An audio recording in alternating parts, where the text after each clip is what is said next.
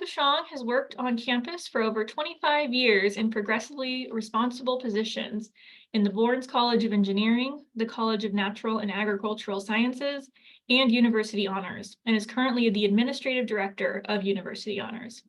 He is a UCR alumnus, a former Staff Assembly President, and an award-winning speaker with Toastmasters International. He has been conducting workshops on time management, public speaking, goal setting, and professional advancement for faculty, staff, and students on campus for over 23 years. Aaron, turn it over to you. Thank you, Sarah, and good afternoon, colleagues. It is my honor to speak with you today. Are you just beginning your UCR career and interested in eventually moving up? Are you mid-career and considering your next move? Are you near the end of your career or near the top of your career ladder and wondering what might be next? For many staff members at UCR, myself included, there is no direct career path to follow as we pursue professional advancement on campus. As a result, it is sometimes necessary for us to follow a winding path that may lead us through varying jobs with different responsibilities and perhaps even in different departments throughout campus. As I reflect on my own experiences and observations during my 25-year career on campus, I have identified 4 strategies for pursuing professional advancement at UCR. The strategies are universally applicable, regardless of our current job title, our future aspirations on campus, or the route we may take to get from one to the other. In this time of budgetary uncertainties, understaffing, and overwhelming workloads, these strategies have never been more applicable or important. By practicing the following 4 strategies, each of us can put ourselves in the best position to pursue professional advancement whenever we feel ready and/or whenever the opportunity presents itself. The first strategy for professional advancement is positional expertise. Each of us should strive to become an expert at our current job, regardless of what our job is. We should strive to know everything about our job, and preferably everything about the jobs of the people with whom we work closely. We can gain positional expertise in a variety of ways.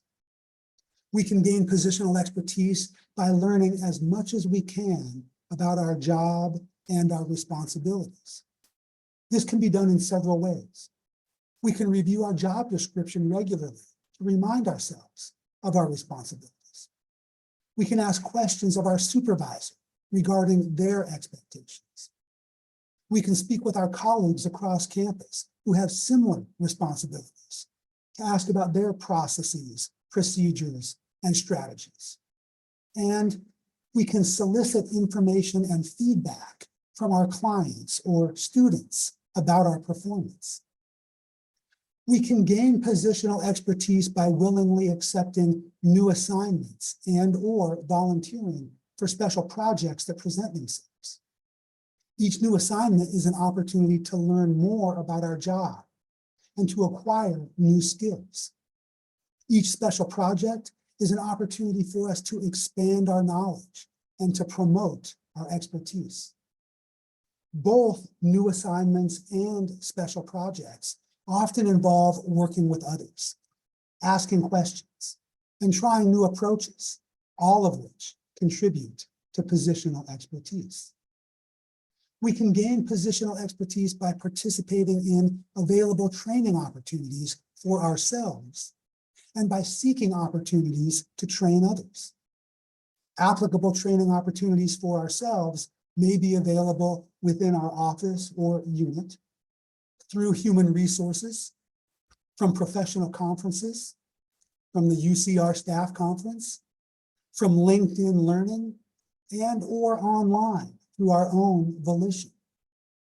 Opportunities to train others can result from someone assuming one of our old responsibilities. someone new being hired in a job we are familiar with, or having expertise in a particular area that would be beneficial to others, similar to many of the presenters at the UCR staff conference.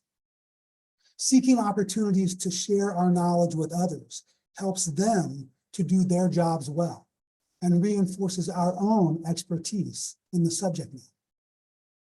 By seeking positional expertise, regardless of how we do it, we should strive to become a recognized authority in our office or area of responsibility, a resource to our colleagues and supervisor, and a reliable source of information for others on campus. An example of positional expertise is exemplified by one of our academic advising colleagues on campus.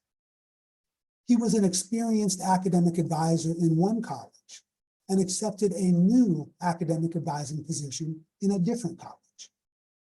When he started his new position, he had an opportunity to speak with his predecessor and asked her as many questions about his new responsibilities as he could think of. Based on her responses, he took detailed notes and turned those notes into a calendar of tasks, procedures, and projects to complete throughout each quarter and each year. Over the years in his new position, he willingly accepted new assignments and special projects. He became the point of contact for all outreach and student recruitment events in his college. He inherited from a colleague the responsibility of administering scholarships for the college. He became the college's liaison for Highlander orientation. When the advisor for another major left, he accepted the assignment of that major, in addition to his existing caseload.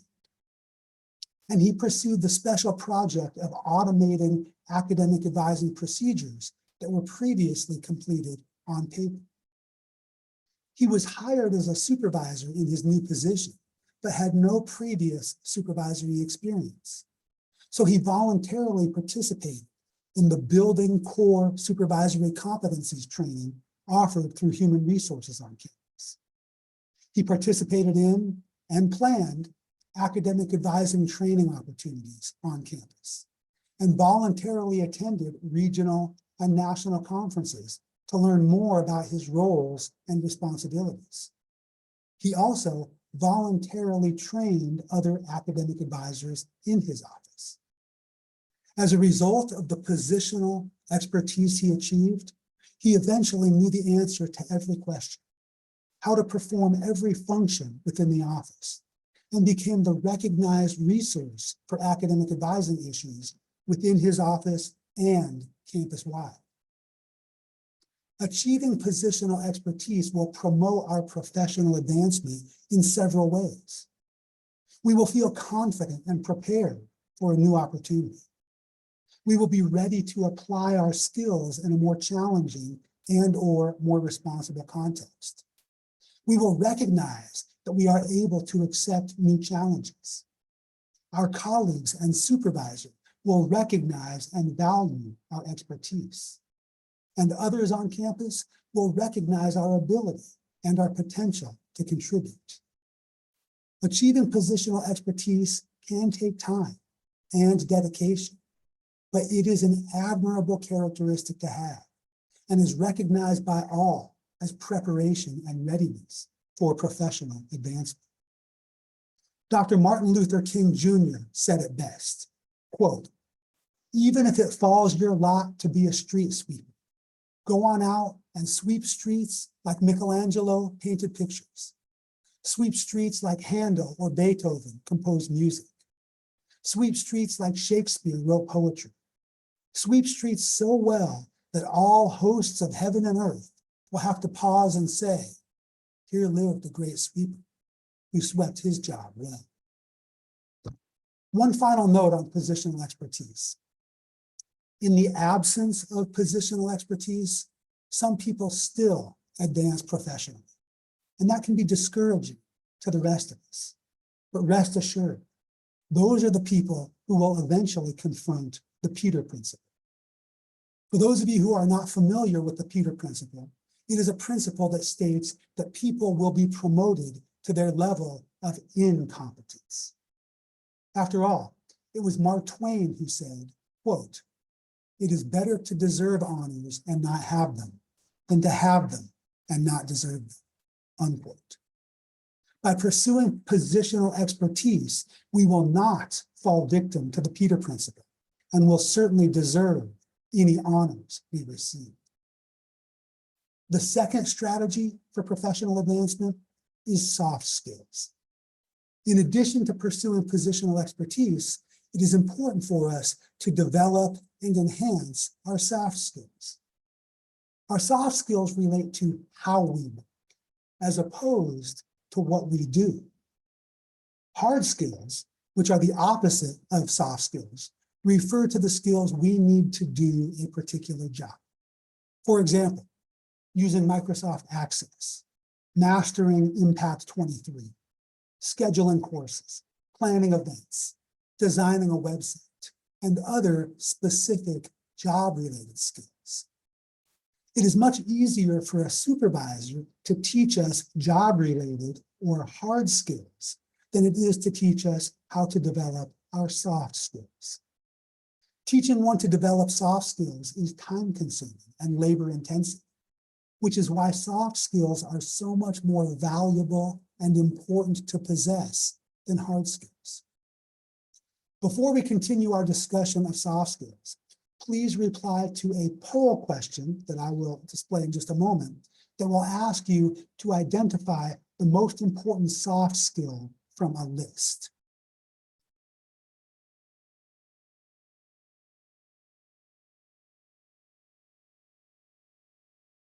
Go ahead and reply to this poll, and then we'll discuss the results.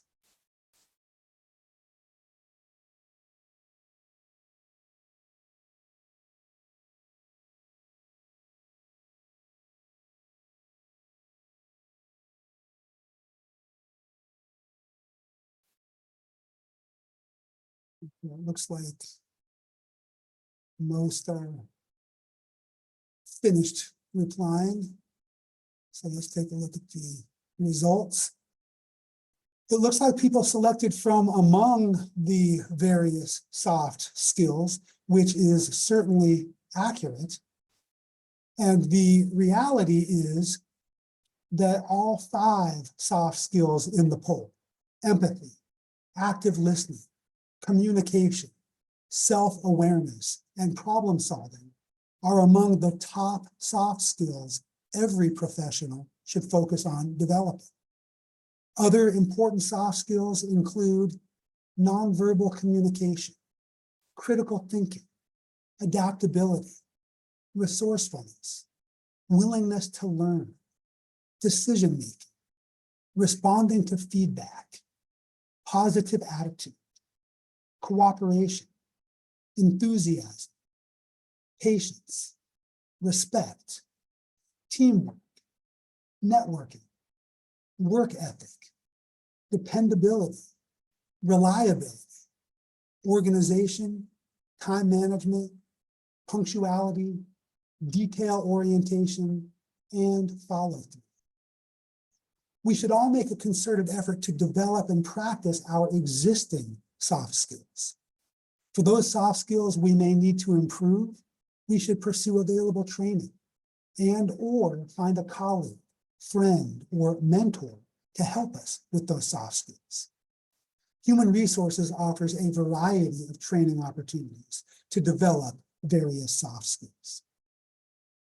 We all know colleagues across campus who have impressive soft skills: a good communicator, a compassionate listener, someone who is organized, someone who is always on time, someone who is reliable, or someone who possesses many of the soft skills we have just listed.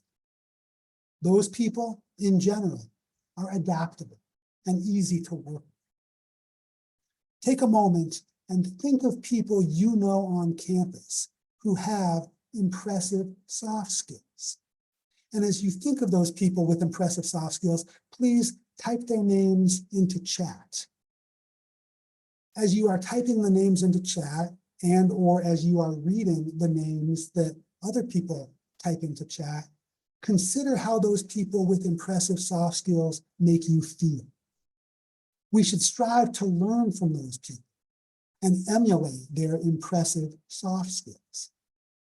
Perhaps more importantly, we all know colleagues on campus who lack necessary soft skills. People who are condescending, people who are unreliable, people who are always late, people who interrupt, people who use excessive ahs and ums when speaking, people who are disorganized, people who cannot run an effective meeting, or people who specifically lack many of the soft skills we have just listed. Take a moment now and think of people you know on campus who lack necessary soft skills, but do not type their names into the chat. As you consider people you know on campus who lack necessary soft skills, consider how they make you feel. We should also strive to learn from those people and avoid mimicking their deficiencies. Soft skills in general make us more qualified, more competitive, and more desirable for any opportunity. They also make us more successful at our jobs. At a university where we all work with other people, regardless of whether they are students, faculty members, or staff colleagues, soft skills are particularly important. Soft skills are also transferable to any job in any department, especially at a university. Soft skills promote our professional advancement because as human beings, we identify and associate people by their soft skills or lack thereof, as opposed to their job-related or hard skills. In many instances, we may not know specifically what someone does for their job. We just know that they are organized, willing to contribute, an effective communicator, on time, or the opposite of those skills. And that is how we form our opinions of them. If people throughout campus associate us with impressive soft skills, they will more likely think of us or think of us more favorably for professional advancement opportunities. One final note on soft skills. Josh Billings, a 19th century American humorist, said, quote, "One of the greatest victories you can gain over somebody is to beat them at politeness," unquote. Thomas Jefferson said, quote, "Nothing gives one person so much advantage over another as to remain always cool and unruffled under all circumstances," unquote. Both of those quotes exemplify the importance and advantages of possessing soft skills. The third strategy for professional advancement is involvement and networking. If we are experts at our jobs and have outstanding soft skills, but never leave our office, no one will know how talented we are. Becoming involved on campus and networking with others allows us to highlight our skills to others. We can get to know people on campus and network with them through our involvement in a wide variety of activities, such as staff assembly, staff affinity groups, Toastmasters, work groups, search committees, town hall events, task forces, available training opportunities, MEI, which stands for Making Excellence Inclusive, LEAD, which stands for Leaders of Excellence and Distinction, AMP, which stands for Academic Management Professionals, and many other opportunities. When we do get involved, regardless of the activity, it is important for us to make positive contributions, which may vary depending on the activity. Examples of positive contributions may include volunteering for projects or responsibilities, asking applicable, thought-provoking questions, offering possible solutions, making an effort to get to know people, or pursuing a leadership position. We need to make our presence known by actively participating in the activities we are involved in. People will recognize if we are not attending or not contributing, if we are just going through the motions, or if we are just filling a chair, and they will not appreciate our lack of effort. We need to make sure our participation is meaningful and that we are not just participating to add to our resume or talking to hear ourselves talk. We also need to make sure not to overextend ourselves. We should only get involved in the activities that we can reasonably accommodate and contribute to without affecting our job performance. There are few things more counterproductive than to get involved in several activities and not to have the time to make a meaningful contribution to any of them. Involvement in networking should work in our favor. I can think of someone on campus who pursued involvement and networking on campus early in his career at UCR by participating in staff assembly, Toastmasters, professional development opportunities, work groups, task forces, search committees, and interdepartmental events. Because of his involvement, he was eventually sought for a professional advancement opportunity by someone he did not know well, based on recommendations from others he had networked with through his involvement. He was invited to apply for the opportunity and received a job offer. Involvement in networking can also work against us. I can think of several individuals on campus who became involved in a variety of activities on campus, but did not actively participate or make a meaningful contribution. When those individuals interviewed for various positions, inevitably, someone on the interview committee knew them from their superficial involvement on campus, did not have a favorable impression of them, and did not support their selection for the position. By getting involved, we automatically are able to network with others. Networking with others obviously allows us to get to know them. More importantly, it allows them to get to know us, either positively or negatively. By networking and getting to know others on campus, we will learn where we might want to work and where we definitely do not want to work.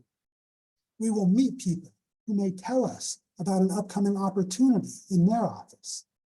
We may end up knowing the chair of a search committee that we interview with, and that person will, in turn, know us. We have all heard the expression, "It is not what you know, it's who you know." That can be true on campus, can work to our advantage, and can be achieved through involvement and networking. The fourth strategy for professional advancement is differentiating oneself in positive ways. Unfortunately, human beings are inherently superficial, and we form opinions about people based on what we observe, how they dress, how they speak, their mannerisms, how they conduct themselves, and other characteristics. Even though we all know that we are not supposed to judge a book by its cover, we often do. From the perspective of the University of California and the campus, we are all the same. We are all employees. It is up to each of us to differentiate ourselves from the thousands of other employees just like us. Fortunately, each of us has control over how we differentiate ourselves from others, either in positive ways or negative ways. Our goal at work should be to give others as few opportunities to form negative opinions of us as possible. Before we continue our discussion of differentiating ourselves in positive ways, think of the people you know on campus who have differentiated themselves in positive ways. And please reply to a poll question that I will display in just a moment that will ask you which characteristic you think differentiates a person most favorably.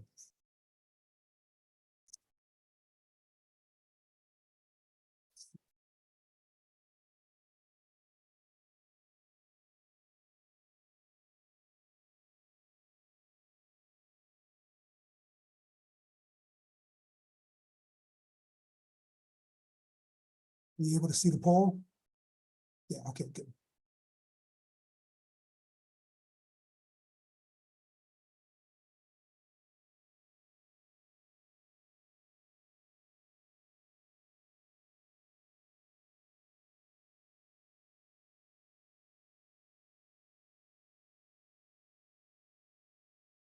Okay, just a few more seconds for others to reply. Let's take a look at the results. And it appears that people selected each of the characteristics in terms of which differentiates a person most favorably. Thank you for participating in that poll. Ultimately, all 5 characteristics reflect favorably on a person, along with many other characteristics that can differentiate someone in positive ways. There are other people on campus, each of us can think of, who have differentiated themselves in negative ways. As I mentioned each of the following characteristics, consider whether you know someone on campus who fits the description. A person who is always late. A person who does not dress professionally. A person who never replies to emails. A person who always calls in sick just before or just after a holiday weekend. A person who never turns their camera on during Zoom meetings. If we can't think of someone associated with any of those descriptions, that may be encouraging, as long as we make sure that we are not the one who others associate with those descriptions. It is important to differentiate ourselves in positive ways because differentiating ourselves in negative ways can have a lasting impact and can overshadow any positive characteristics we may possess.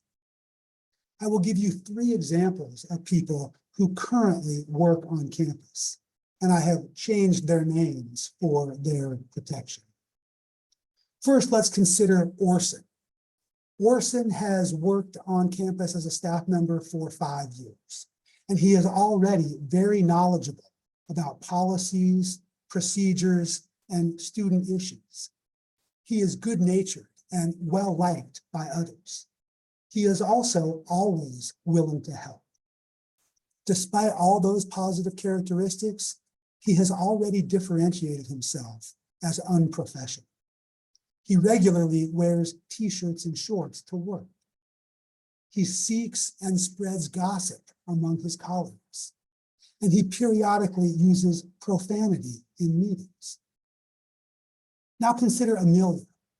Amelia has worked on campus as a staff member for 15 years. She has held several supervisory positions. She is well connected on campus, and she is skilled at delegating. Despite all those positive characteristics, she has differentiated herself as careless and rude. Her emails often contain misspellings and grammatical errors. Her emails are terse and often condescending, and her emails regularly contain inaccurate information. And finally, consider Belle. Belle has worked on campus as a staff member for 25 years. She has a prominent leadership role on campus. She is always willing to work hard, and she is both dedicated and diligent. Despite all those positive characteristics, she has differentiated herself as selfish and inconsiderate of others. She is never on time to work.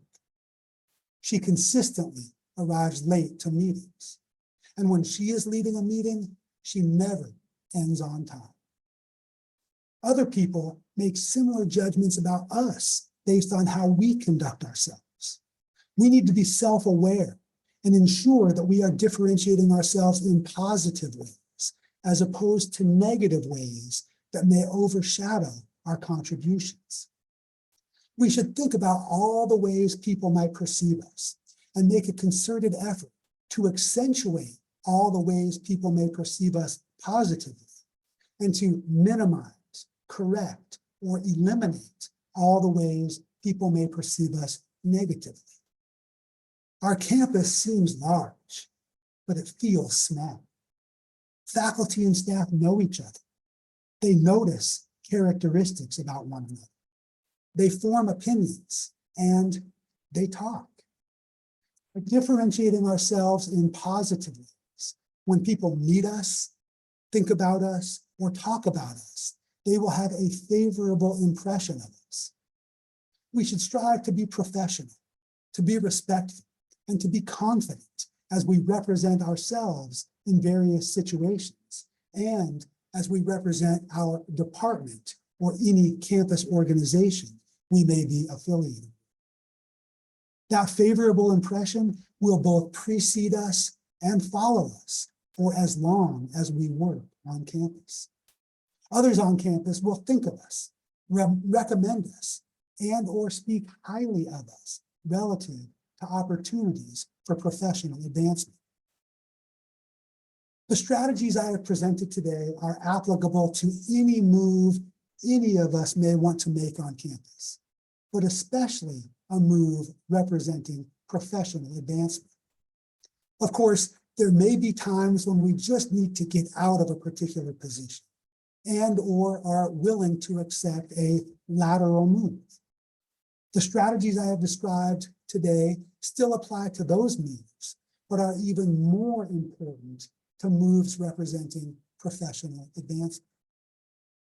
From the first day I began working on campus as an academic advisor in the Bournes College of Engineering on July 14th, 1998, I have checked the campus job postings every Thursday. At times, when I was particularly frustrated or unhappy in my current position, I checked them every day. I check the job postings every Thursday for 3 reasons. First, to stay aware of what is happening on campus. Second, because I have my eyes open for my friends and colleagues on campus who may be seeking professional advancement and frequently forward job postings to them. And third, to actively look for opportunities for my own professional advancement. I suggest to everyone I speak to about this topic that they do the same thing. We never know when an opportunity is going to present itself. By achieving positional expertise, developing our soft skills, getting involved and networking, differentiating ourselves in positive ways, and checking the campus job postings on a weekly basis, each of us will be ready for any opportunity for professional advancement. I still have several years remaining in my career at UCR.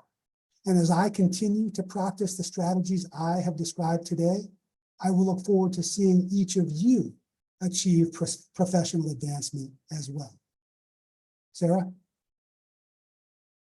Thank you, Aaron. Does anybody have any questions on anything that Aaron has covered today?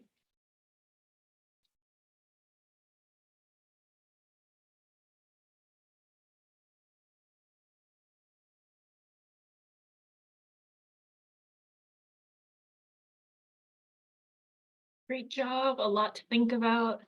Excellent. Definitely, you covered a very broad range of topics under the umbrella of professionalism. So thank you for that. Yes, you're welcome. So kind of related, Aaron, you are part of Toastmasters. Is that here on campus? Yes, indeed. We meet actually here in Sky Hall every Tuesday from 12:10 to 1 but our meetings are also hybrid. So for those who are unable to join us in person, we also have a remote opportunity. And anyone who is interested in visiting Toastmasters as a guest or ultimately joining Toastmasters is welcome to email me. I can either give you details about the in-person venue or can give you the Zoom link so that you can join remotely. Awesome, thank you. We do have a question in the Q&A. How to balance kids and work in a professional way? Any advice? Well, there are a couple of ways to answer that question.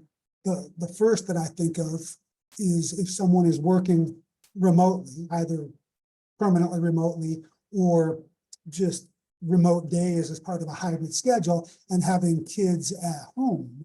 Certainly there are strategies that can be used to manage your at-home parental responsibilities with work responsibilities.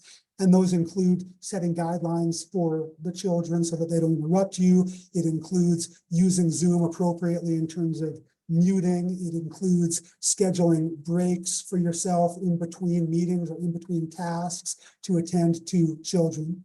But the other way to answer that question is for people who, regardless of whether they work on campus or have a hybrid schedule, have children who they need to take to school, pick up to school, take to various activities after school. And that really involves flexibility. Flexibility of the parent themselves, flexibility perhaps of the partner, spouse that may be involved, flexibility of the supervisor, but it certainly can be managed. It just takes some planning, some negotiation, and some flexibility from a number of different parties, so that way one can be at work when they're supposed to be at work, be productive at work, but then still build in time for those very necessary and very important parental responsibilities. Thank you. Then Dora asked in the chat, do you have any advice regarding resumes? Yes, I do. I'm old, and so I still adhere to the previous recommendations for resumes that still may be applicable, but I see, as I chair search committees and as I serve on search committees, I see a variety of alterations to the traditional resume approach. But in general, a resume should not be more than 2 pages. In general, it should be very clear, easy to read, easy to look at. In general, the work experience should be listed in reverse chronological order. In general, if someone has more than 5 to 10 years of work experience, the education should be at the end of the resume. In general, the resume should be tailored to a specific job opportunity and should mention responsibilities and words that appear in the job description. In general, a cover letter should always accompany a resume in order to elaborate on items that are listed in the resume. Those are some of the best practices that I have followed myself and that I have also observed as I have reviewed hundreds of resumes over my career as I have served on various search committees. Thank you, Aaron. Excellent advice. Okay, in the Q&A, any recommendations for someone unsure of where to take their career? Well, yes, there are a variety of recommendations. Certainly, one recommendation is perhaps to take an inventory test, whether it's the Strong-Campbell, Myers-Briggs. There are a variety of self-inventory tests that will help you to reveal, determine, to decide what you are good at, what you would enjoy, and that may lead you in the right direction. There are also a variety of books available. One that comes to mind is What Color is Your Parachute?, which helps you to do a self-inventory on what you might like, what you might enjoy, and what you are good at. But ultimately, especially here at UCR, where, as I acknowledge, there is no real direct career path, it's trying different things. moving perhaps from different departments and perhaps even different jobs to determine what you like and what you are good at. So that way, ultimately, you know how to direct the remainder of your career path. Great, thank you. Okay, next question. How do you recommend we navigate the political climate on our campus? How do we remain professional when/if there is a lack of professional development within the organization? Yes, as you all know, the University of California and UCR is a giant bureaucracy. And so not only do we have to deal with a lot of bureaucratic processes, we have to deal with a lot of politics. Politics from senior administration, politics from our supervisors, perhaps even politics from our colleagues. I think the best approach is not to get wrapped up in the politics, to focus on your job, focus on your responsibilities, focus on being as productive and effective as you can at your job, and ignore all of the other nonsense. If the nonsense does somehow end up directly impacting you and you have to deal with it as professionally, as diplomatically, as politely, and as directly as you can, so that way it can be resolved as quickly as possible. Great advice. And then the final questions in the Q&A. Do you find that virtual professionalism is different from in-person? Do you have any advice to improve the virtual professionalism? Well, certainly virtual professionalism is different from in-person professionalism simply because we are not among others. But in many respects, it is the same. If we are on a Zoom meeting, we should consider ourselves just as we would if we were in an in-person meeting. I've given presentations where I have told people that the next time I'm in an in-person meeting, I want to hold a piece of paper up in front of my face, because this is analogous to keeping my camera off while I'm on Zoom. So while we're on Zoom, if we can think how we would act in an in-person meeting, we would be present, we would be attentive, we wouldn't be doing other things, checking email or dealing with other responsibilities in our office or at our home. We would maintain eye contact, we would be interactive. All of those things are the same, regardless of whether we are in person and on Zoom. I fear that many of us may have developed a comfort level with Zoom and have begun to think that a lot of those things don't apply. But if we really are striving to be professional in a remote environment, all of those things certainly do apply.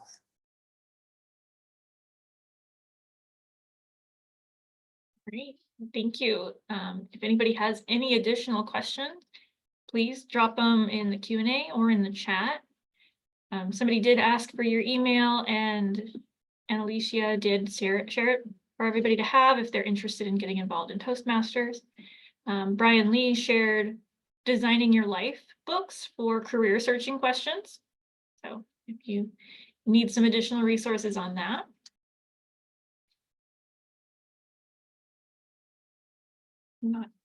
Wait, one more question. Do you do any workshops on campus?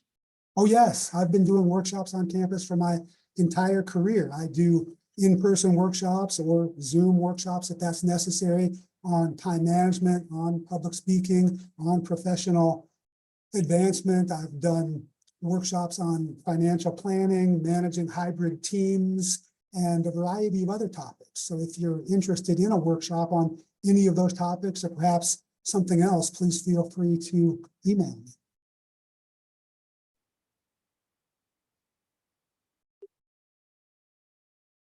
Thank you. I don't see any other questions. So thank you so much for this presentation and all of the information.